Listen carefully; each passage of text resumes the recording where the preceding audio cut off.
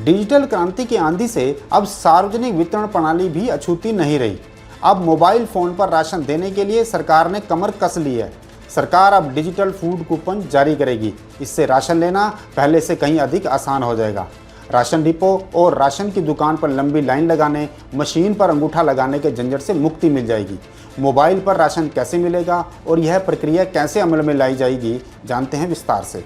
देखिए, प्रधानमंत्री गरीब कल्याण अन्न योजना और राष्ट्रीय खाद्य कानून या अन्य कई योजनाओं के तहत पात्रों को सार्वजनिक वितरण प्रणाली के तहत राशन बांटा जाता है।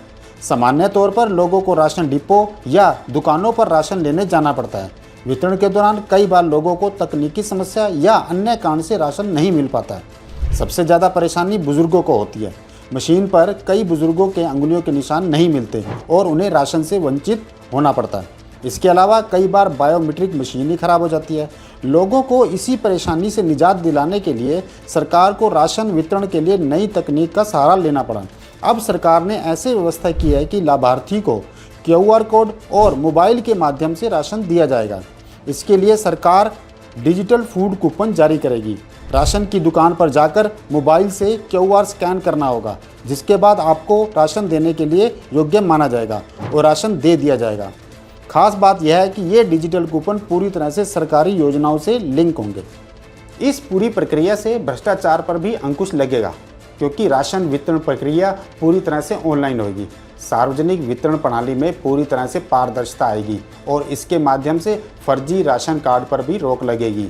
मैनुअल तरीके से राशन बांटने पर हमेशा घोटाले की आशंका बनी रहती है, लेकिन यदि यह योजना सफल रही तो आम आदमी को काफ़ी राहत मिलेगी। उसकी मेहनत और समय की बर्बादी रुकेगी।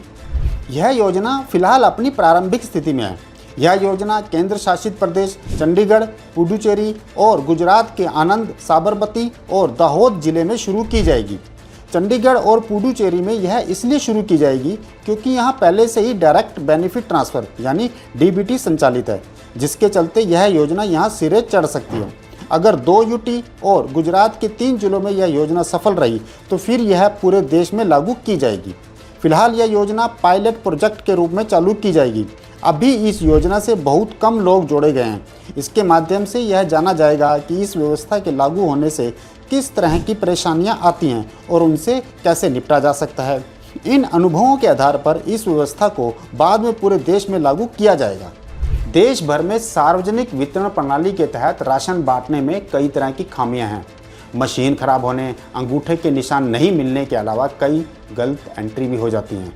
लेकिन मोबाइल के माध्यम से राशन मिलने की योजना से लाभार्थी राशन से वंचित नहीं रहेंगे और इन्हें आसानी से राशन मिल जाएगा। इस प्रक्रिया में एक और ख़ास बात यह है कि यदि डिजिटल फूड कूपन इस्तेमाल नहीं हुआ तो यह अपने आप समाप्त हो जाएगा। ऐसा नहीं होगा कि आप कूपन इकट्ठे करते रहें और बाद में एक मुश्त राशन इकट्ठा कर लो। डिजिटल कूपन की एक समय सीमा होगी और तय समय सीमा तक कूपन एक्टिव रहेगा और उसके बाद यह अपने आप खत्म हो जाएगा। यह योजना RBI की डिजिटल करेंसी पर आधारित होगी।